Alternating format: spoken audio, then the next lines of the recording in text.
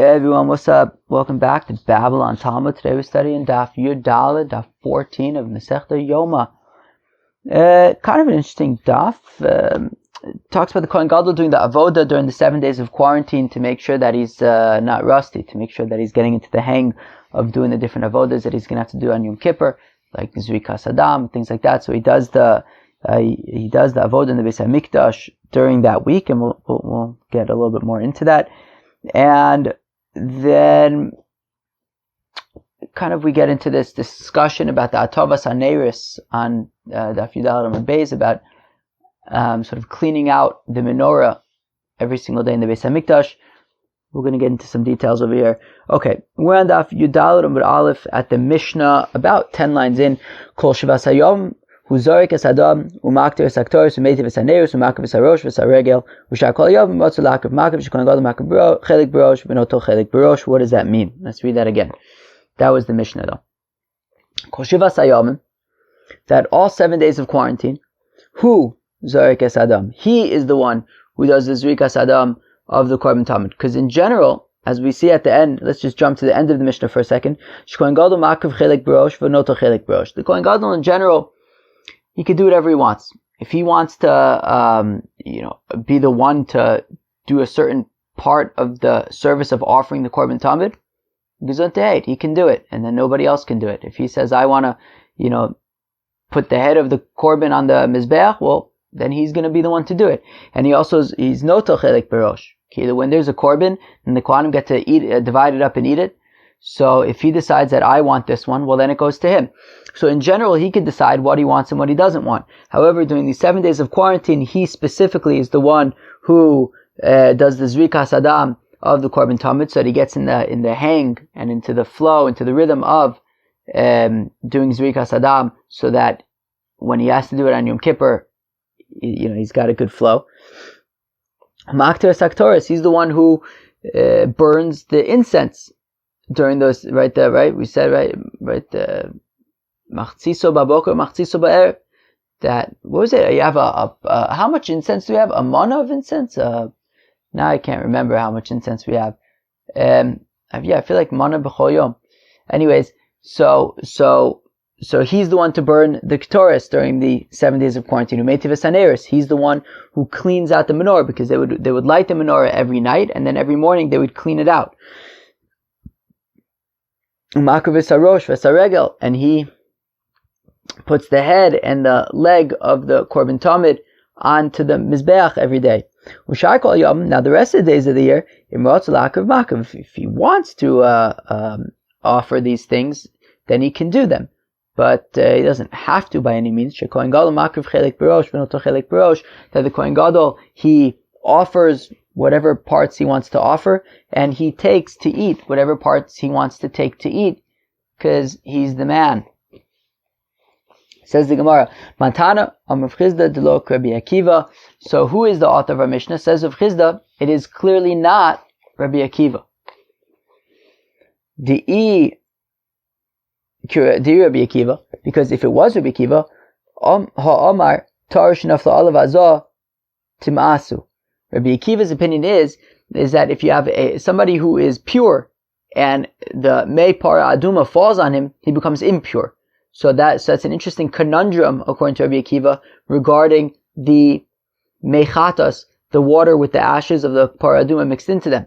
That if you have a fellow who's Tameh, so Tameh Tumas Hames, so by sprinkling this water ash of Para Aduma mixture, so he becomes Tahor. The interesting thing is that if you have somebody who's already tahor and this water gets on him, he becomes tameh. So that's an interesting conundrum, as we'll see a little bit later on the Amud. So Rabbi Akiva's opinion is that if you have a fellow who's tahor, he becomes tameh. So if you have the Kohen gadol doing his quarantine, and we said that we're going to sprinkle on him every single day, at least according to Reb Meir, we're going to sprinkle this mechatas upon him every single day. So then you have, according to Rabbi Akiva, the Kohen gadol is going to be tameh every single day until the evening. And how would he be able to do the avoda every single day? Very interesting question. So how would he be able to do the avoda if after sprinkling the mechatas upon him, he will be tameh? The Tanya is we learn in the price of Iza Torah la tameh. So the pasuk says that the tahor person will sprinkle the mechatas onto the tameh person. So Rabbi Akiva wants to darshan ala tameh tahor. Yeah, it says that if he sprinkles the water onto somebody tameh, then that person becomes tahor. However, vala tahor tameh. But if he were to sprinkle the water on somebody who's tahor, well, guess what? He will become tameh. Divrei Rabbi Akiva, that is Rabbi Akiva's opinion. Whereas the Chacham argue and they say, Eina dvar malalo amurin, ela b'dvar makablim tuma. The rabbis argue and they say, no, what this pasuk means is that v'hiza tar ala tameh, that somebody who's tahor will sprinkle the mechatas on hatameh, kilo on a davar shemakabel tuma. That the sprinkling of the mechatas needs to be on someone or something that is able to be makabel tuma. Mahi, what do you mean? What is this talking about? Kedetzanan, we learn in the Mishnah. Niskaven lahazos ala behema viza ala adam. If a fellow intended to sprinkle the water of the paraduma on an animal, however the water got on a person, then that's fine. Im yesh be'ezov yishne. If there's more mechatas in the hyssop that you dip into the mechatas to sprinkle on the fellow, so if there's more mechatas, you can continue to sprinkle it on the fellow because it's no problem. Kilu, at the end of the day, the mechatas got on a person. A person is where it's meant to be, and therefore you can continue to sprinkle on the person. However, if he intended to sprinkle on a person, but he ended up accidentally sprinkling on an animal. Now, an animal is not makabel tuma. An animal is not something that you would be that you would sprinkle the mechatas on, and therefore, if there's leftover mechatas in the hyssop that you use to sprinkle as like a kilo, almost like a brush or a kilo, I don't know. Imagine you dip something into the mechatas and then you use that to flick it onto the person. So what if there's mechatas left over in the hyssop? So then it will be considered pasul because you had used that mechatas to sprinkle on an animal, and that's not makabel tuma. It doesn't count. It's as if you just did have something pasul, and therefore any remaining mechatas on the hyssop will be unusable to sprinkle on a fellow. So we see that according to the rabbis, what this is saying, that viza altar ala tameh, it means that you need to sprinkle the mechatas on something that is makabel tuma. And if you sprinkle the mechatas, for example, on an animal which is not makabel tuma, so then it's considered pasul. And if there's leftover mechatas in the hyssop, you would be unable to use it on a fellow. Fine. My time is Rabbi Akiva. How come Rabbi Akiva says that when it says viza atar ala tameh, it means that if you sprinkle mechatas on somebody tameh, he becomes tahor, but if you sprinkle mechatas on somebody tahor, he dafka becomes tameh? So nichtov rachmana vihiza atar olav mai ala tameh. So says Rabbi Akiva, the pasuk should have just said viza atar olav, that the tahor person who's doing the sprinkling will sprinkle on him. Why does the pasuk specifically go out of its way, my ala tameh? How come the pasuk specifically goes out of its way to say that the tahor person sprinkles on somebody who's tameh? It's to teach us shmamina ala tameh tahor, that yes, if he sprinkles specifically on somebody tameh, then that person becomes tahor. But vala tahor tameh, if he were to sprinkle on somebody tahor, well, then that fellow would become tameh. V'rabanan ha'il dvarim makablim tuma uda also. The rabbis say no. When it says tameh, it means that he needs to sprinkle on something that's makabel tuma, something that's able to become tameh. Aval hacha kal v'chomeru. However, the rabbis say that regarding somebody who's tahor becoming tameh by getting some of this mechatas on him, I could prove it to you that that's simply not the case because it doesn't make sense. Imala tameh tahor. If you sprinkle this mechatas on somebody who's impure and he becomes pure, well then, alatar lo kol sheken, certainly Rabbi Akiva, if you sprinkle the mechatas on somebody's tahor, certainly he should remain pure. So the rabbis say, look, it just doesn't make sense to say that when it says viza atar ala tameh, it means that if you sprinkle on somebody tameh, it becomes tahor, but if you sprinkle on somebody tahor, it becomes tameh. The rabbis say it just doesn't make sense. Because if you sprinkle on somebody tameh and he becomes tahor, well certainly if he's already tahor, then he remains tahor. To which Rabbi Akiva says, Rabbi Akiva, I need to call Shloima. Amarti echkama v'yiruchoka mimeni. Says Rabbi Akiva, yeah, I get you. I understand that it doesn't make sense. But Shlomo HaMelech says, Amarti echkama, I said that I would become wise v'yiruchoka mimeni, and it's too far away from me. Meaning, we don't understand everything. This is something that we don't understand. You're right. It doesn't make sense to say that if somebody who's tameh becomes tahor, somebody who's tahor becomes tameh. But what do you want me to tell you? Not everything makes sense. The rabbis say, no, we do get you, right? We understand. We have this pasuk which says, right? They're basically things that we don't understand. But the rabbis say, look, when the pasuk says that there are things that we don't understand, it's the following. That the fellow who does the sprinkling and the fellow who gets sprinkled, so they are tahor, but vinogea ba tameh. But somebody who touches the mechatas will become tameh, and that doesn't make sense because if it touches, if the sprinkler and the sprinklee are tahor, why would the person who touches it become tameh? So that doesn't make sense. The rabbis say that is what we learn out from that pasuk of Amarti echkama v'yuchokum imeni umazeh tahor. When then the Gemara says, wait, but how could it be that the person who sprinkles the mechatas is tahor? But the pasuk says, that the fellow who sprinkles the mechatas, he has to wash his clothing, i.e. he becomes tameh. My mazeh nogea. So the Chacham say, no, when it says in the pasuk mazeh that the sprinkler becomes tameh, it's not referring to the sprinkler, it's referring to somebody who touches the mechatas. Ve'aksiv mazeh, ve'aksiv nogea. But one second. The pasuk references both the mazeh, both the sprinkler, and the nogea, and a toucher, which means that they're two separate people. Don't tell me that the mazeh is the nogea. So ve'od, and more so, mazeh by kibuz begadim, nogea lo by kibuz begadim. There's actually different halachas even regarding the mazeh versus the nogea. That the mazeh requires washing his clothing. Somebody who touches the mechatas doesn't have to wash his clothing. So clearly the mazeh and the nogea are different people. Elamai mazeh no say. So who's the sprinkler? It's not talking about the sprinkler. It means somebody who carries it, and that's different than somebody who touches it. V'nichlo rachmana no say. But why doesn't the pasuk say no say? Why doesn't the pasuk say the carrier? How come the pasuk says the sprinkler if it's referring to the carrier? So my time eksiv mazeh. How come it says sprinkler? How come ashman dibainan shir azah? Well, that teaches us that you need an amount in order to sprinkle.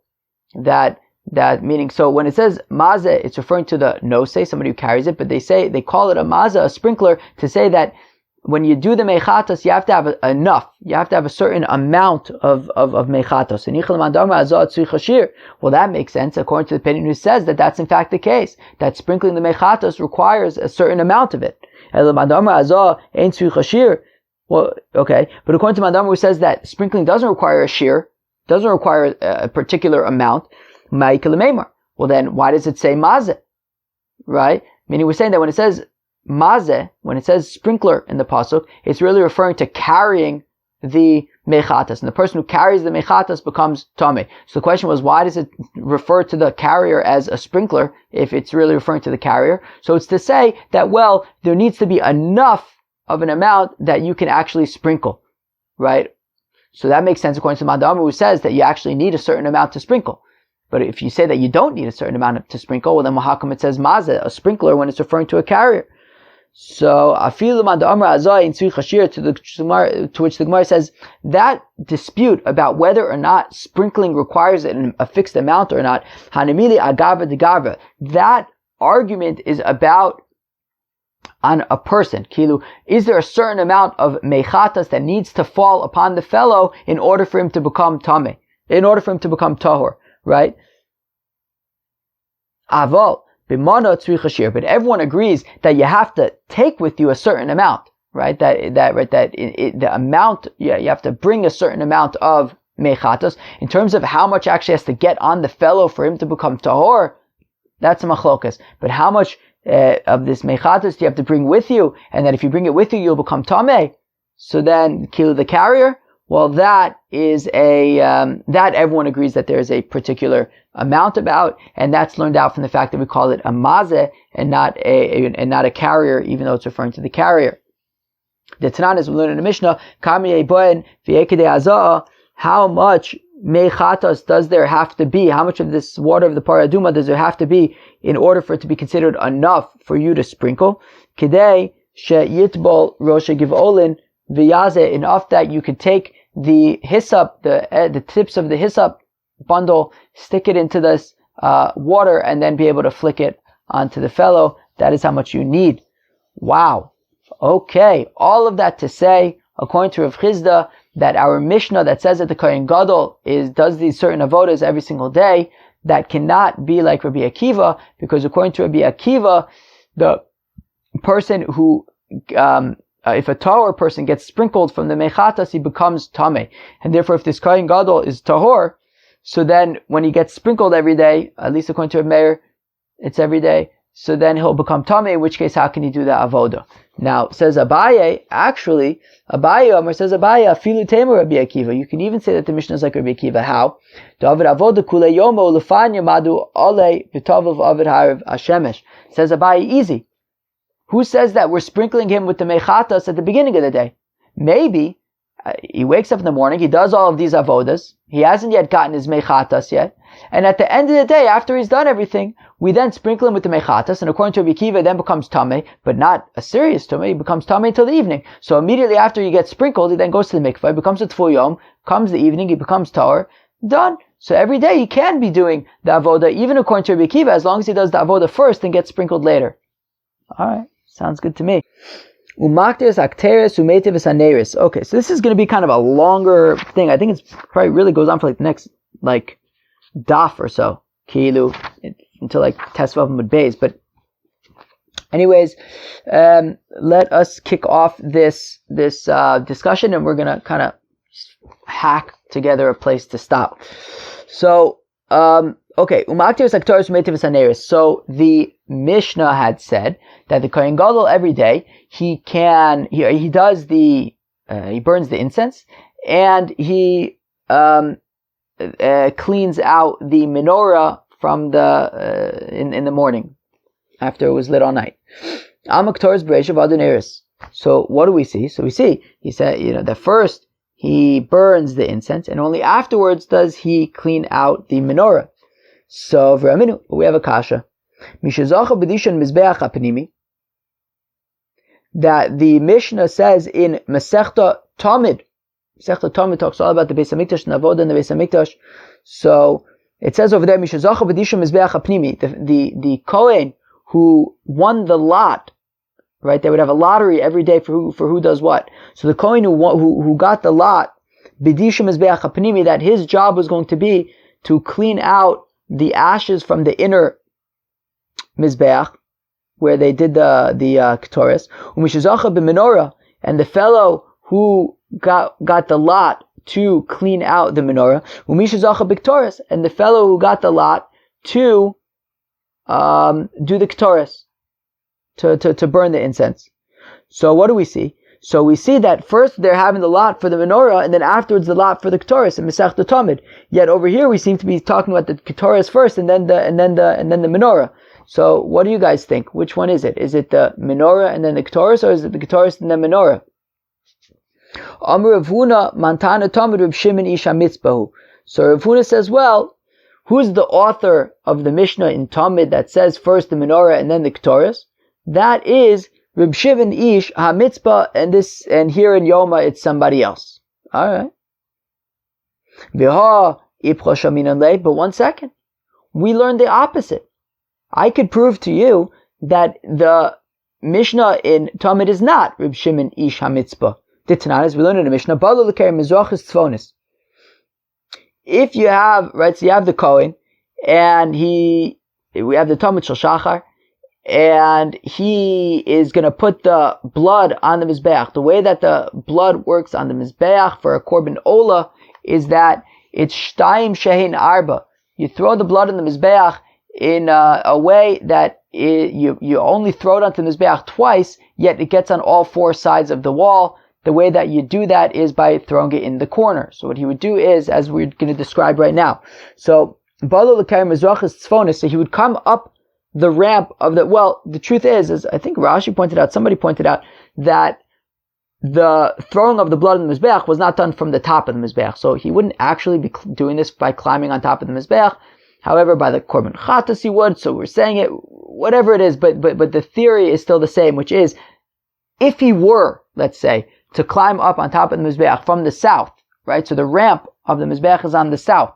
So he walks up straight to the top, and he turns right, okay? I think maybe it's going to come up a little bit later. Anyways, then he turns right, and he gets to the southeast corner. Now, we don't throw the blood of the Korban Ola on the southeast corner because there's no Yesod over there. So rather he keeps on walking and he turns and he now goes to the northeast corner. And that is going to be where he throws the blood. But again, he's not on top of the Mizbeach. We're only talking in theory if he were to walk around the Mizbeach in such a way. But the Kohen is actually going to be on the floor of the Hazara.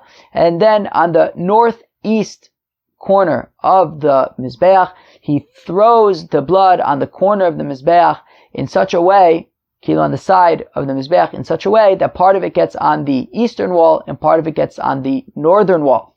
Okay, fine.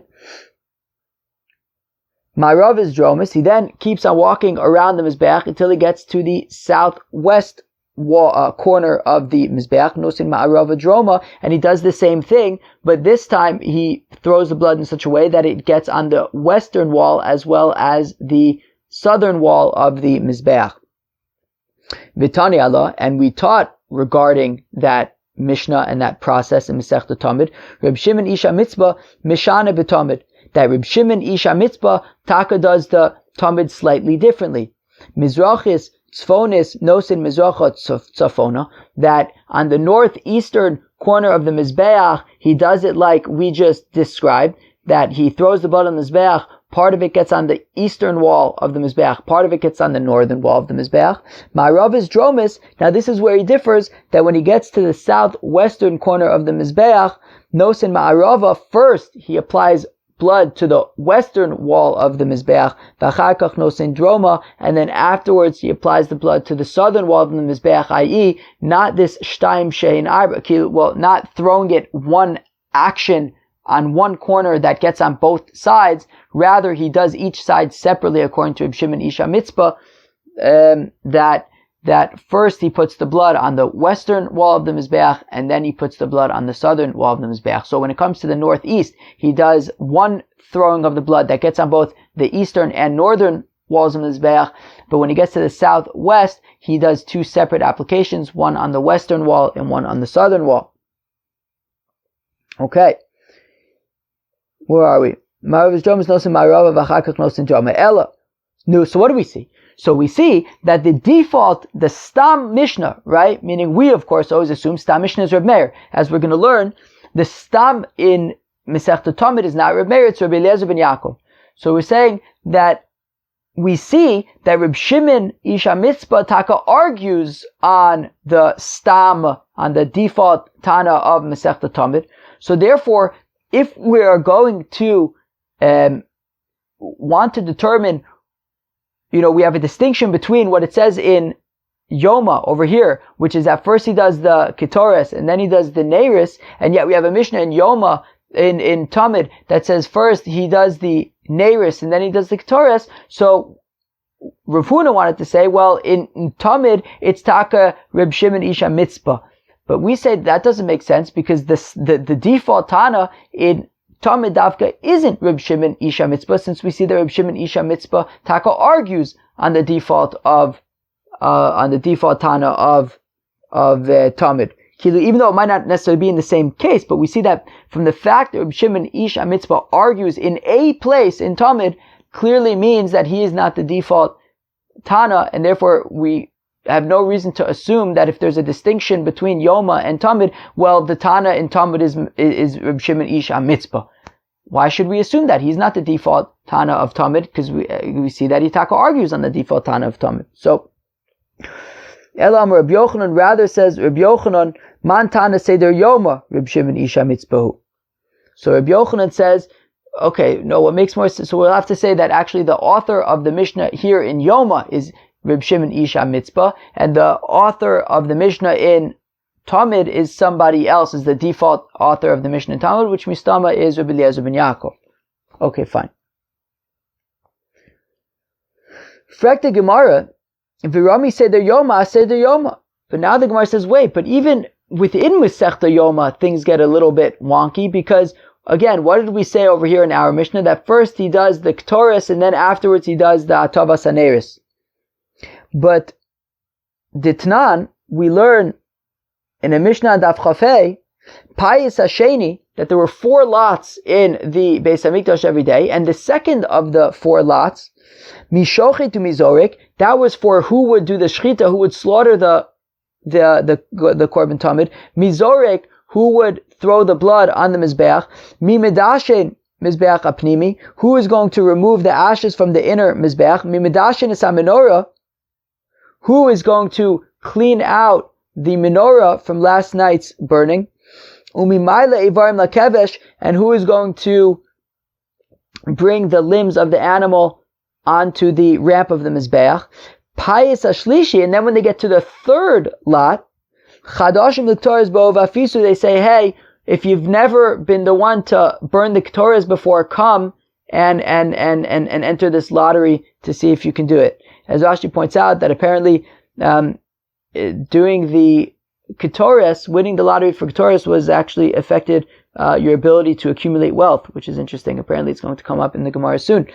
So what do we see? So we see that even in Yoma, we seem to be referring to the first lot being for the Atavas Haneris, and the first lot Kilu in this context, but actually the second of the 4 lots being including the Atavas Haneris, and the third of the 4 lots is where we get to the Ketoris. So even within Masechta Yoma, we seem to be contradictory, because our Mishnah is saying that the Kohen Gadol would first do the Ketoris and then the menorah, apparently, but we have a Mishnah describing the lotteries that they had in the Beis Hamikdash every day, that first would be the menorah and then would be the Ketoris. Abaye says, Abaye lo kasha kan b'atavas shtei neris kan b'atavas chomesh neris. So Abaye says, well, actually, the way that they would do the menorah, that they would clean out the cups of the menorah with the oil. So they would first do 5 of the 7 cups, and they would get back to the last 2 a little bit later, and there would be something else that they would do in the middle. Everyone agrees on this. First 5, then 2, and there's something they would do in the middle. And says Abaye that the something that they would do in the middle was the Ketoris. So you would first clean out 5 of the 7 cups of the menorah, then you would offer the Ketoris, and then you would do the last 2 cups of the menorah. So when the Mishnah says that first the Kohen Gadol would do the menorah and then he would do when our Mishnah says the Kohen Gadol would first do the Ketoris, you first do the Ketoris and then he would do the menorah. So that's talking about, yes, he would do the Ketoris and then he would do the last 2 cups of the menorah. When the Mishnah says later on that for the lottery, first it was the menorah in the second lottery, and then in the third lottery, it was for the Ketoris. So that's talking about the first 5 cups, which was then followed by the Ketoris. So it just depends if we're talking about the first 5 cups or the last 2. If we're talking about after the Ketoris, it's talking about the last 2. If it's talking about before the Ketoris, it's talking about the first 5. So again, Amar Abaye says, Abaye, lo kashas no problem, kan b'atavas shtei neris, kan b'atavas chomesh neris. It depends if we're talking about the 5 candles which were cleaned out first, or the last 2 candles which were cleaned out after the Ketoris. Lemema de Ketoris mafseklu, but 1 second. Does that imply that the avoda which divided up the first 5 and the last 2 was in fact the Ketoris? But Abaye sort of laid out the order that they would do things based on his tradition. And in this order, Abaye would say that the thing that was dividing the first 5 cups and the last 2 cups was not the Ketoris, it was rather they would slaughter and throw the blood of the Korban Tamid onto the Mizbeach. That is the service that happened between the first 5 and the last 2 cups of the menorah, not the Ketoris. So we say, well, it depends if you're Abba Shaul or the Rabbanan. It's a machlokas Abba Shaul and the Rabbanan, what in fact that avoda, that service that they would do to break up the first 5 and the last 2. The Tanya, as we learn in the Brisa, lo yeti v'saneris elim v'achar kach yaktir, do not first do the atavas haneris and then only afterwards do the ketoris. Ela yaktir v'achar kach yetiv, first do the ketoris and then do the neris. And that's not referring to first do the ketoris and then do all 7 neris. What it means is that first do the ketoris and then finish the last 2 neris. Abba Shaul, Omer says, Abba Shaul, meitiv v'achar kach maktir, actually you do all 7 neris and only afterwards. Well, yes, you do all 7 neris and only afterwards you do the ketoris, but you don't do all 7 at once. You do the first 5, and then you do the korban tamid in the middle, then you do the last 2, and only afterwards do you do the ketoris. Let's stop here, even though it's shtickle in the middle, because then it continues for a while. But, so we see, so again, Abaye wants to argue that when our Mishnah says that first the Kohen gadol does the ketoris, and then he does the candles, it's talking about he does the ketoris and then he does the last 2 candles of the menorah. When the Mishnah says that in the second lottery they included the menorah, and in the third lottery that's when they talked about the ketoris, that's talking about the first 5 candles of the menorah, and then they would do the ketoris in the middle. And it's machlokas between Abba Shaul and the Rabbanan about, was it in fact the ketoris that would divide up the first 5 and the last 2 candles, or maybe it was the dam of the tamid. So, we're going to stop here for Daf Yud Dalet, even though it's a shtickle in the middle, but we're going to have to pick up in the middle tomorrow. And we discussed a new Mishnah which says that the Kohen Gadol during the 7 days of quarantine, he's Davka the one to do all the avoda in the Beis HaMikdash, so that he could be, getting into a rhythm before, in preparation for Yom Kippur. Rav Chizda says that our Mishnah must not be Rabbi Akiva, because Rabbi Akiva says that if somebody who's tahor gets sprinkled with the mechatas of the paraduma, he taka becomes tameh. And if he becomes tameh, then how could he be? And we know that we sprinkle the Kohen Gadol every day, at least according to Rav Meir.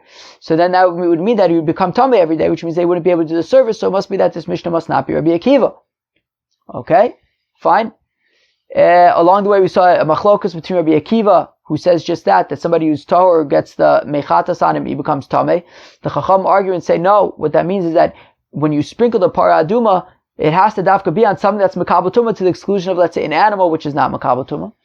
Abaye argues and says, no, you can even say that the Mishnah is Rabbi Akiva, because who says that you're sprinkling the Kohen Gadol at the beginning of the day? Maybe Taka, does all the avoda, he's tahor, and then you sprinkle him at the end of the day, he then becomes tameh, he jumps in the mikveh, becomes a tvul yom, and then at the end of the day, as Hayav Shemesh, becomes tahor, and by the next day he's already tahor again, and he can do the avoda, and only at the end of each day do you sprinkle him. So says Abaye, it could even be Rabbi Akiva.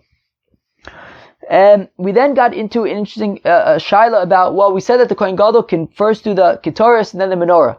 But we have Mishnah and Talmud that says that first you do the menorah and then the ketoris. So we said, well, in our Mishnah in Yoma is Reb Shimon, Ish HaMitzpah, and in Talmud it is not. I assume it's Rabbi Eliezer ben Yaakov. We said, yeah, but even within Yoma we have a precedent. We're going to see later on that first you do the Neiris and then afterwards you do the Ketoris. So Abaye says, well, it depends. When we say that first he does the Ketoris, then he does the menorah, that's talking about the last 2 candles of the menorah. When we're saying that first you do the menorah and then you do the Ketoris, it's talking about the first 5 candles of the menorah. And we're going to stop there. We'll pick up on the machlokas between Abba Shaul and the Rabbanan tomorrow. Have a great day. Peace out.